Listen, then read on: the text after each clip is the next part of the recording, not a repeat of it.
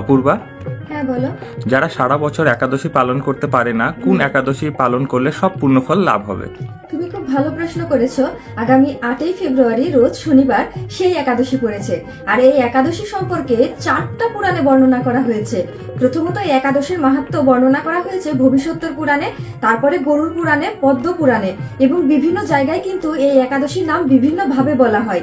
যেরকম আমরা এই একাদশীকে সাধারণত জয়া একাদশী বলে জানি, আবার পদ্ম পুরাণে এই একাদশীকে পাণ্ডবা নির্জলা একাদশী বা ভৈমী একাদশী বলা হয়।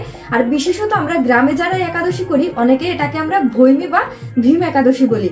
অর্থাৎ বছরে যে 4টা একাদশী পড়ে, শয়ন, পার্শ্ব, উত্থান এবং ভৈমী একাদশী, সেই 4টার ভিতরে সবচেয়ে গুরুত্বপূর্ণ হচ্ছে এই ভৈমী একাদশী। অর্থাৎ যারা সারা বছরও একাদশী থাকতে পারে না, তারা যদি এই একাদশী ব্রতটা পালন করে তাহলে কিন্তু তারা সমস্ত একাদশীর ফল লাভ করে। তাই বলে এরকম না যে আপনারা ভগবানের সাথে চালাকি করে সারা বছর একাদশী পালন না করে শুধুমাত্র এটাই করবেন। তবে যারা নতুন একাদশী ব্রত শুরু করতে যাচ্ছেন তাদের জন্য এই 8ই ফেব্রুয়ারি রোজ শনিবারের একাদশীটা খুবই গুরুত্বপূর্ণ। আপনারা চাইলে এই দিন থেকে শুরু করতে পারেন।